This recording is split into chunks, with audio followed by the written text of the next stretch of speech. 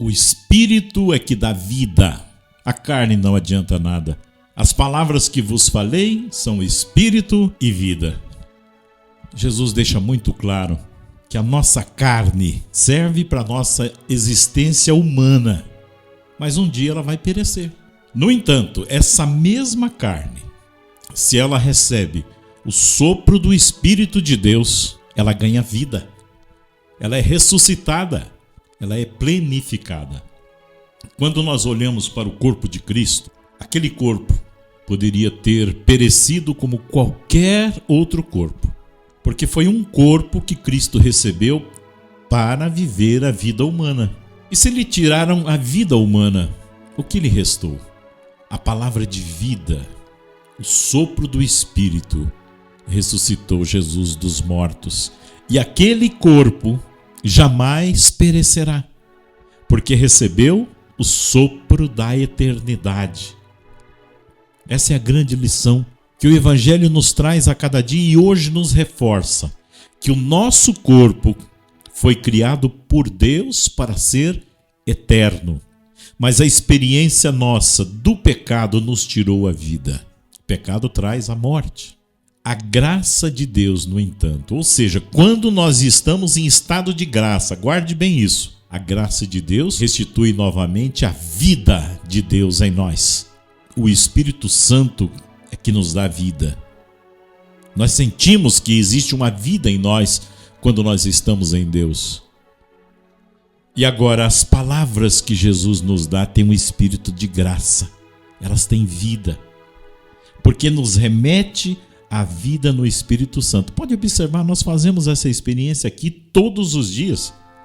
Quando nós nos abrimos ao Espírito Santo de Deus, a palavra de Deus fala diretamente ao nosso coração. Você sente que Deus está falando com você, porque eu sinto que Deus está falando comigo, a Luzia também. Os discípulos, nós vemos nessa história, vivem uma situação materialista. Por isso é muito importante nos alimentarmos das palavras de Jesus. Nós não podemos viver apenas no sentido humano, no sentido carnal, no sentido materialista. E aqueles discípulos que estavam voltando, você pode observar, alguns deles não queriam mais andar com Jesus. Está aí no Evangelho. Por quê? Porque o pão que ele prometeu tanto era a carne dele. A bebida que ele daria para saciar a sede era o sangue dele. E eles estavam em busca de outra coisa. Eles queriam bens desta vida, sucesso para essa vida, resolver problemas desta vida. Eles estavam buscando apenas soluções materiais para a sua vida. Eu quero resolver os meus problemas pessoais, os problemas da minha família, os problemas do meu trabalho. Opa, para aí, alimentar-se de Jesus, das suas palavras, mudar de vida, eu estou fora. Mais ou menos isso, como muita gente hoje.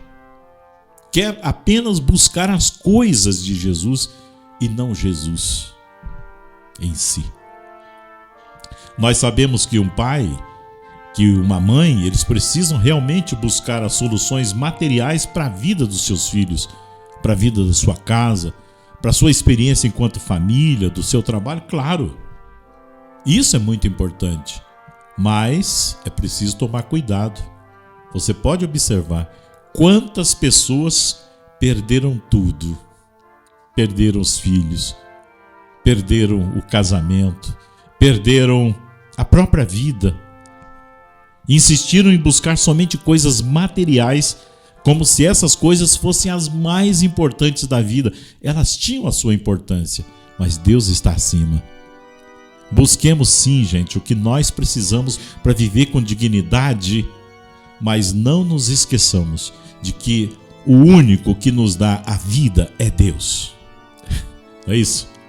Só Ele tem palavras para nos dar a vida plena, porque senão daqui a pouco também nós vamos imitar esses discípulos de Jesus que saíram fora, né? Voltaram atrás. E é por isso que ele pergunta para os discípulos e Pedro responde, né? Ele pergunta: escuta, vocês também querem me abandonar? E Pedro responde: Senhor, a quem nós iremos? Só Tu tens palavra de vida eterna. E a verdade é exatamente essa. Só Jesus tem as palavras que dão o direcionamento correto para a nossa vida, e você faz essa experiência. Não o abandonemos, meus irmãos, mas o sigamos em espírito e verdade, porque Ele preenche a nossa vida, o nosso espírito, e nos dá a razão de viver. Tome posse. Senhor Deus e Pai, nós queremos vos agradecer, porque o Senhor está presente em nossa vida, abençoando as nossas famílias. Protegei nossa família de todos os perigos, de todos os males. Senhor Deus e Pai, opere em nossa vida com unção de milagres, de curas, curai os enfermos entre nós.